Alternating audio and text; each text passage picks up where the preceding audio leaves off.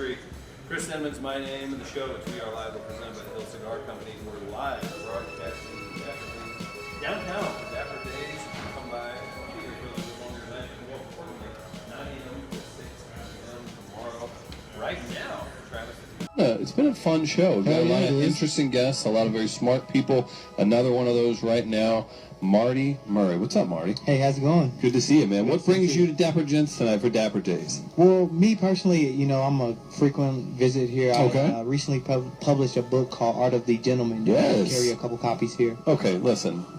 Marty, you come on our show. You show us up like you're dressed better than us. You're on the cover of a book. What's going on with Art of the Gentleman? Yeah, that's a nice suit. Well, you know what? Do not put that in your pocket. I'm Travis. sorry, but he just has a sharp suit. That is nice. I appreciate it. Thank you. So the basic concept... So you're an author. Yes.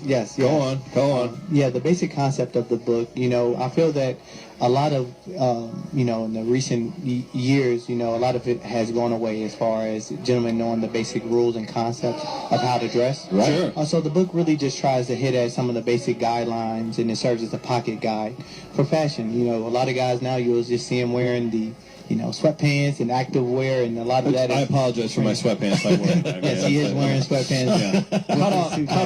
Cutoffs as well. Yeah. Yeah. My Crocs go well with it. You got to give me that. Yeah. So when you see a generation of men who have maybe gone astray when it comes to fashion, what is the biggest faux pas right now?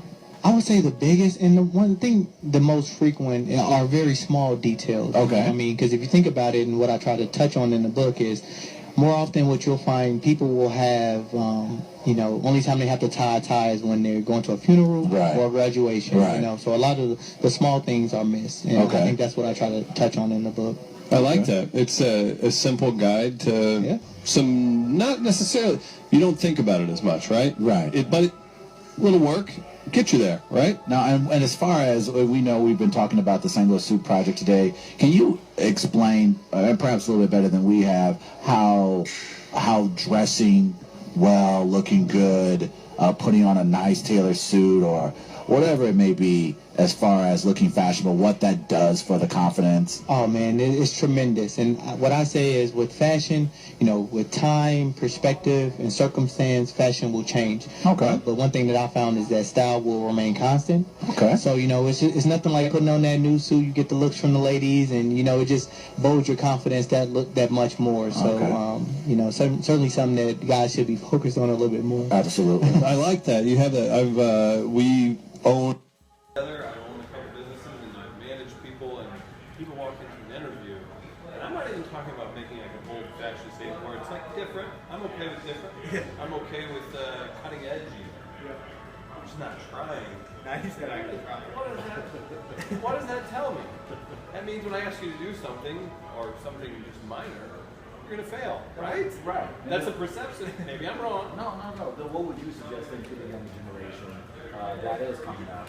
How important It is to not only just be fashionable, but of course, as I said earlier, maybe look the part. And I wouldn't even say, so much, just the biggest thing that I would tell the younger generation is to be aware of your surroundings, because certainly you can break the rules, and you Good can point. kind of, like if you're going to an interview, you wouldn't wear a tuxedo, although you might think the tuxedo is the ultimate. I saw a documentary called Step Brothers. Step Brothers. That, don't pull a Step Don't go to the interview in the tuck. Okay. Do not do that. So try to find a middle ground between sweatpants and tuxedo. The middle ground between the two. I like sweatpants and tux. Okay. We're getting basic rules to go by. We don't have to buy the book. Nope. This is Nope. Do not buy the book. Please don't support a local, hardworking individual. Do not. Yeah. Now, what inspired you to put this book together? Was there a moment or a situation or just your style? No, most certainly. So, I like you were touching on, I see a lot of those faux pas that people kind of not knowingly,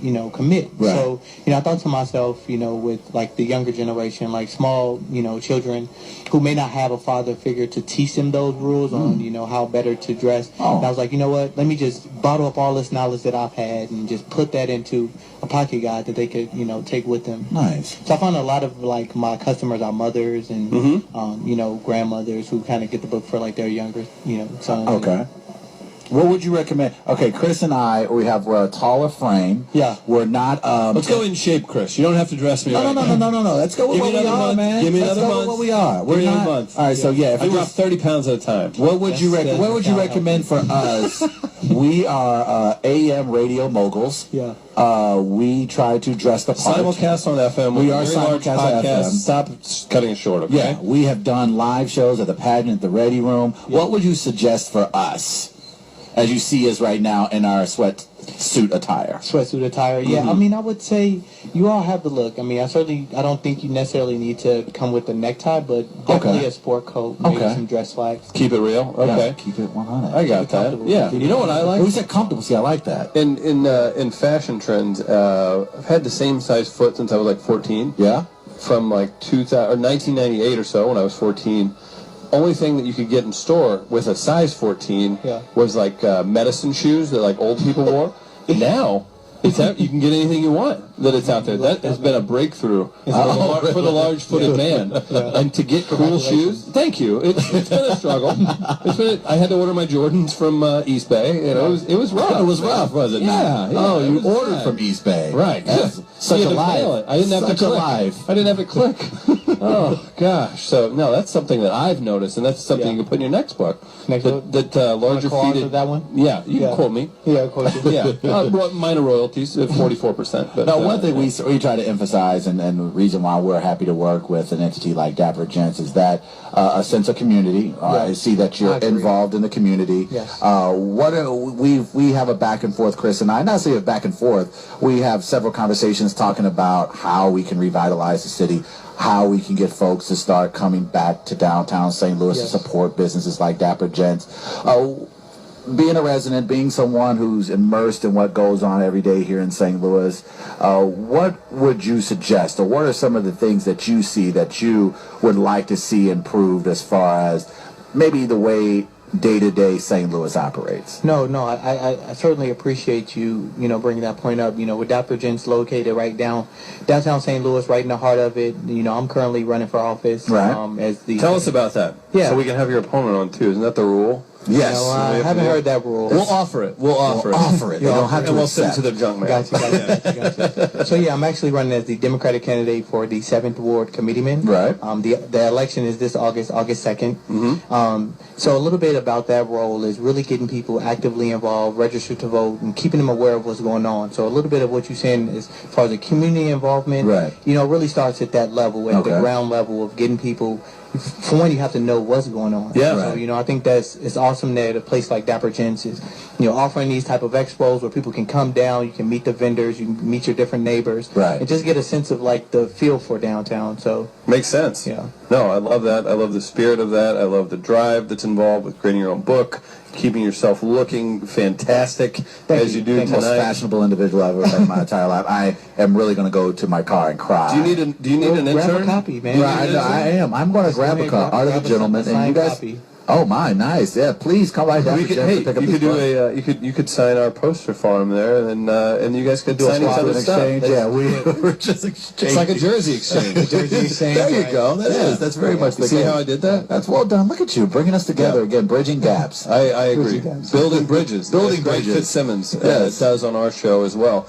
Marty, it's been a pleasure, man. Thank you so much. We got to get you out for our thing the 8th, man. It'll be good to see you out and about. So I will be there. That's right. Keep up the great work. We've got it on recording now. So thank you so much. Hey, I'll be there, dude. Absolutely. Marty, thank you very much. Thank you so much. Marty Murray joining us. What a talented individual.